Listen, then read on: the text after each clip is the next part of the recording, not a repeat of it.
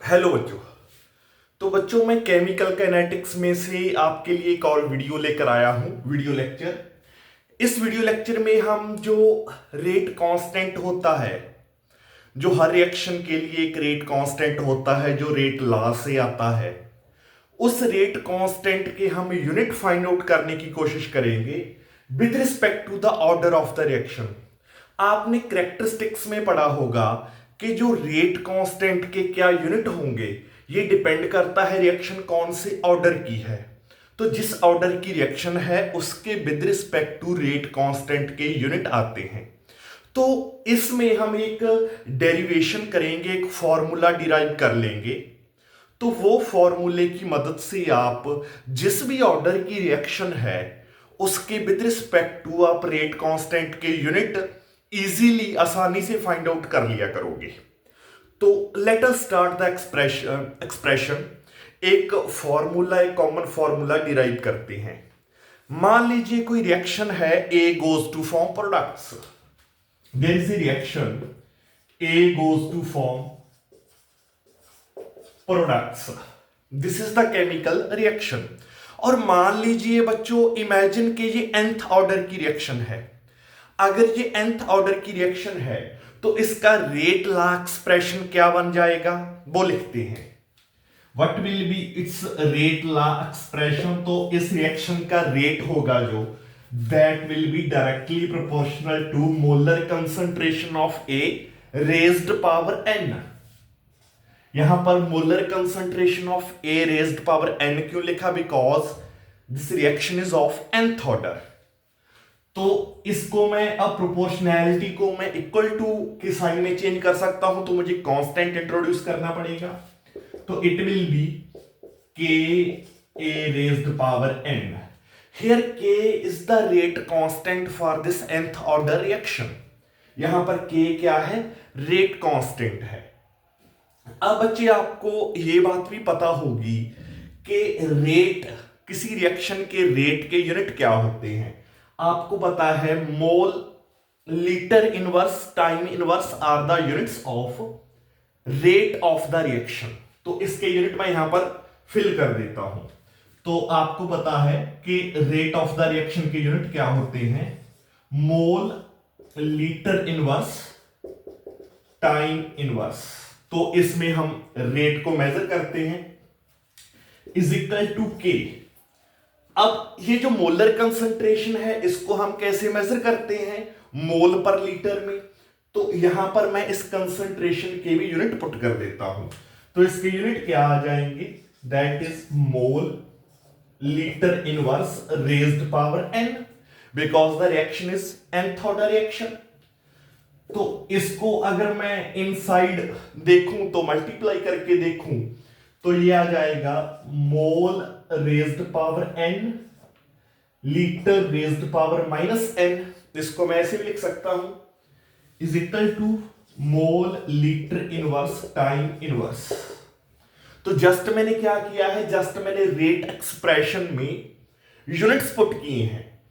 Rate of the reaction equal to K into A raised power n है, because nth order reaction है। यहां मैंने rate of the reaction के unit put कर दिए, मोल litre inverse time inverse. यहां मैंने कंसंट्रेशन के यूनिट पुट कर दिए हैं, और nth ऑर्डर रिएक्शन है इसीलिए रेज्ड पावर n आ गया है। और यहां से अब मैं ये टर्म्स को इधर ले आता हूं, इक्वल टू रेट कांस्टेंट बच जाएगा। तो it will be mole litre inverse time inverse divided by mole raised power n litre raised power minus n is equal to k। अब मोल यहां पावर 1 है, मोल रेज्ड पावर n है। अगर मैं इस क्वांटिटी को ऊपर लेकर जाऊंगा तो आपको पता है ये क्वांटिटी बन जाएगी, ये पूरी ओवरऑल क्वांटिटी, ये वैल्यू कितनी बन जाएगी, ये वैल्यू बन जाएगी mole raised power 1 minus n। I hope आप मैथ्स इतना तो समझ सकते होंगे। Similarly litre raised power minus n है, अगर इसको मैं ऊपर लेकर जाऊंगा तो लीटर रेज्ड पावर n बन जाएगा।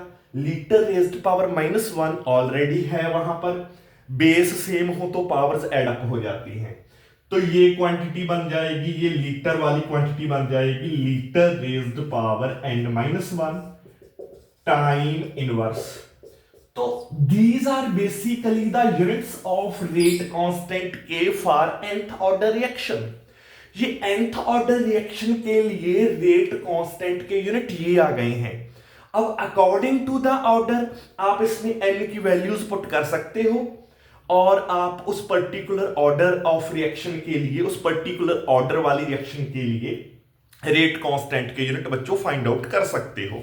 जैसे कि हम अगले स्टेप में ट्राई करते हैं for different order reaction rate constant के यूनिट फाइंड आउट करने, बट आपको ये फॉर्मूला याद रखना है, mole raised power 1 - n litre raised power n-1 into time inverse. These are the units of rate constant for nth order reaction. अगले step में देखो, यस बच्चों, तो हमारे nth ऑर्डर की रिएक्शन के लिए रेट कांस्टेंट के यूनिट ये आ गए हैं। अब आप इमेजिन कर लो, मान लीजिए कि the reaction is of zero order.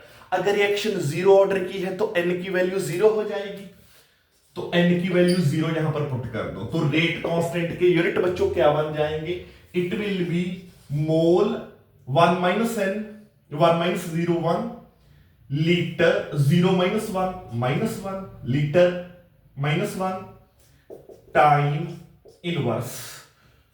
तो mole litre inverse time inverse, these are the units of rate constant for zero order reaction. अगर आप ध्यान से देखो तो यही यूनिट होते हैं रेट ऑफ द रिएक्शन के। तो जीरो ऑर्डर रिएक्शन के लिए, जीरो ऑर्डर की रिएक्शन के लिए रेट कांस्टेंट और रेट ऑफ द रिएक्शन के यूनिट सेम होते हैं। तो अगर हम ध्यान से देखें तो जीरो ऑर्डर की रिएक्शन के लिए unit of rate constant which is k equal to rate of reaction.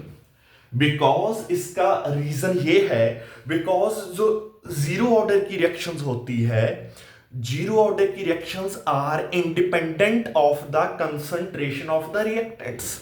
वो रिएक्टेंट की कंसंट्रेशन पर डिपेंड ही नहीं करती हैं।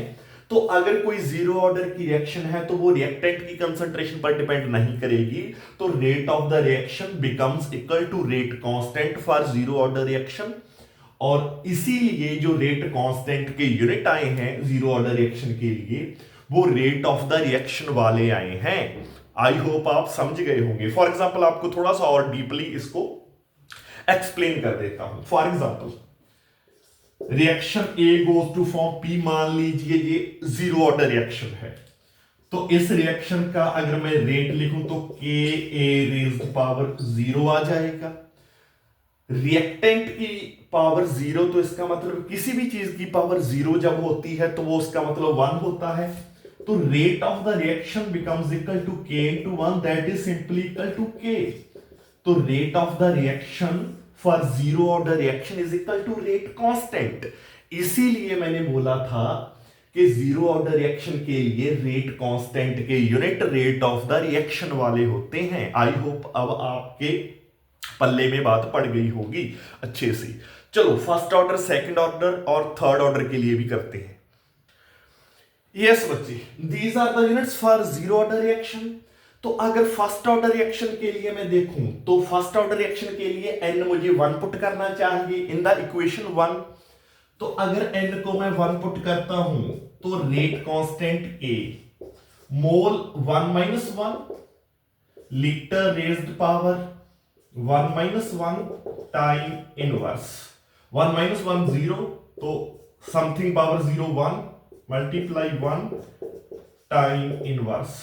तो मतलब रेट कांस्टेंट के unit for first order reaction are equal to time inverse.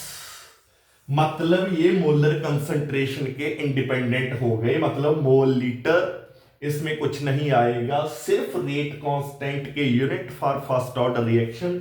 जब आप n की वैल्यू 1 पुट करोगे तो it will B time inverse. तो फर्स्ट ऑर्डर रिएक्शन के लिए रेट कांस्टेंट के जो यूनिट आते होते हैं बच्चे, these are actually second inverse. Minute inverse, day inverse, like that. तो ऐसे यूनिट आते हैं। तो फर्स्ट ऑर्डर रिएक्शन के लिए रेट कांस्टेंट के यूनिट आते हैं time inverse.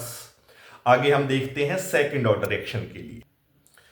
For second order reaction बच्चे, मुझे जो अपसाइड इक्वेशन नंबर मैंने 1 बनाई हुई है उसमें n की वैल्यू 2 पुट करनी है, because the reaction is of second order. तो अगर मैं 2 पुट करूंगा तो रेट कांस्टेंट के यूनिट मेरे पास आ जाएंगे mole inverse litre raised power 1, 2 minus 1 1 आ जाएगा, time inverse. So these will be the units of rate constant for second order reaction. Similarly for third order reaction अगर हम देखें, थर्ड ऑर्डर रिएक्शन के लिए यहां पर मुझे n की वैल्यू पुट करनी है 3। अगर मैं n की वैल्यू 3 इक्वेशन नंबर 1 में पुट करता हूं तो मुझे रेट कांस्टेंट k के यूनिट आ जाएंगे mole inverse square, mole inverse square या mole raised power -2 litre square time inverse. So these will be the units for third order reaction. Similarly for fourth order reaction, अगर fourth order की reaction होती, fourth order की reaction के लिए rate constant के unit क्या आएंगे, वहां n की वैल्यू मुझे 4 पुट करनी है। तो k will be mole inverse cube litre cube time inverse and so on. आप किसी भी ऑर्डर की रिएक्शन अगर आपको गिवन है, आपने उस ऑर्डर की रिएक्शन के लिए रेट कांस्टेंट के यूनिट फाइंड आउट करने हैं, तो आपने एक फॉर्मूला याद रखना है, rate constant k is equal to mole raised power 1 minus n litre raised power n minus 1 time inverse. तो ये फॉर्मूला बना था रेट कांस्टेंट के unit for nth order reaction. आपने n की वैल्यू अकॉर्डिंगली पुट कर देनी है और आपके पास यूनिट आ जाएंगे उस पर्टिकुलर ऑर्डर की रिएक्शन के लिए। आई होप आपको ये वीडियो अच्छी लगी होगी।